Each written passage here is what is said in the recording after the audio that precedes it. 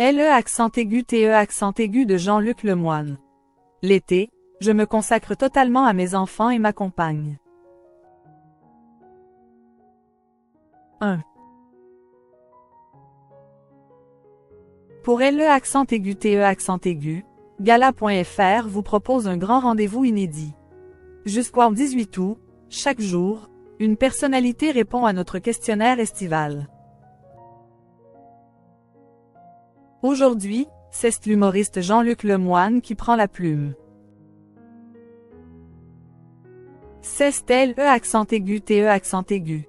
Rangez les dossiers dans l'armoire, sortez les tongs, les parasols, la playlist Muy Caliente. Le soleil, les vacances, ce temps où on peut se prélasser sous un ciel bleu, terminer le livre qui ne l'a pas été depuis LE accent aigu TE accent aigu précédent, prendre le temps de ce qu'on laisse toujours pour le lendemain. Pour célébrer les vacances estivales, est allé à la rencontre de plusieurs personnalités du milieu de la télévision, de la musique, de la mode ou encore du cinéma pour leur poser quelques questions sur leurs habitudes chaque été. Ce jour, c'est à Jean-Luc Lemoine que l'on donne la parole. L'humoriste que l'on retrouve sur Europe 1 a accepté de se plier au jeu de l'entretien de LE accent aigu TE accent aigu. Ces vacances d'été, vous les attendez avec impatience? Oh oui, l'année a été très chargée. Plus de 200 chroniques dans Culture Média, ma participation à Sophie les copains sur Europe 1, la 5e saison de Samedi d'en rire sur France 3 et le retour sur scène avec le nouveau spectacle, Liquidation. Je me suis régalée mais j'attends ces vacances pour rappeler à ma famille que je fais toujours partie du groupe. Parlez-nous de ces vacances que vous n'oublierez jamais. Premier voyage avec ma compagne à New York. C'était un rêve de gamin, moi qui ai grandi en lisant des comic books. Donc je regardais la ville avec des grands yeux écarquillés. Le premier soir, on choisit au hasard un petit restaurant italien qui ne payait pas de mine. On était les derniers clients et là, un van noir s'arrête devant l'établissement.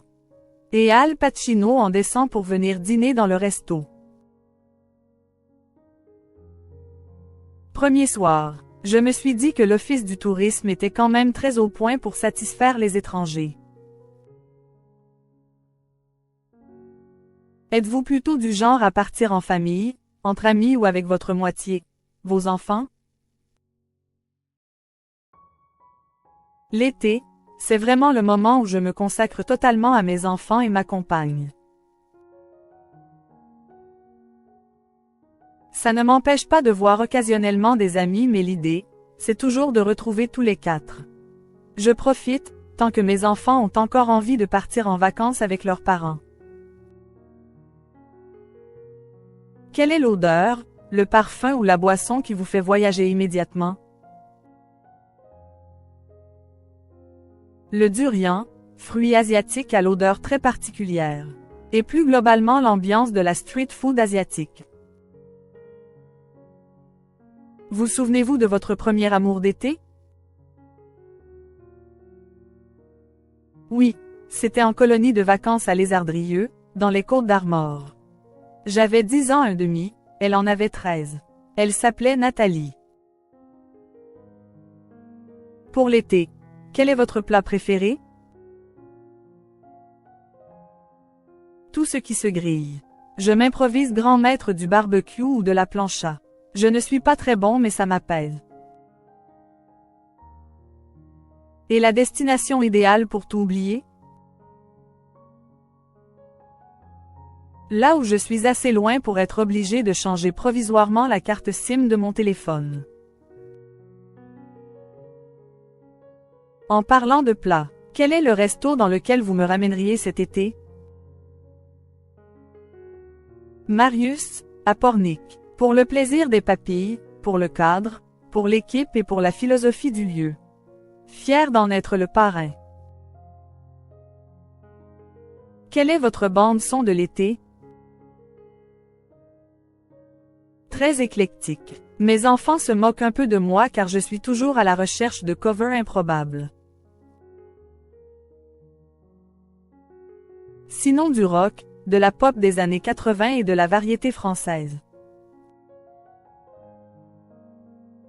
C'est quand j'ai entendu ma fille chanter « Les ballons rouges » de Serge Lama au bord de la piscine que je me suis dit qu'il fallait que je lève un peu le pied. À quoi ont ressemblé vos vacances d'été? Un passage dans le Luberon, comme souvent, et un voyage en Asie, pour me rapprocher de mes origines vietnamiennes. Et au milieu, une participation au festival de Collioure, organisé par Mathieu Madénian.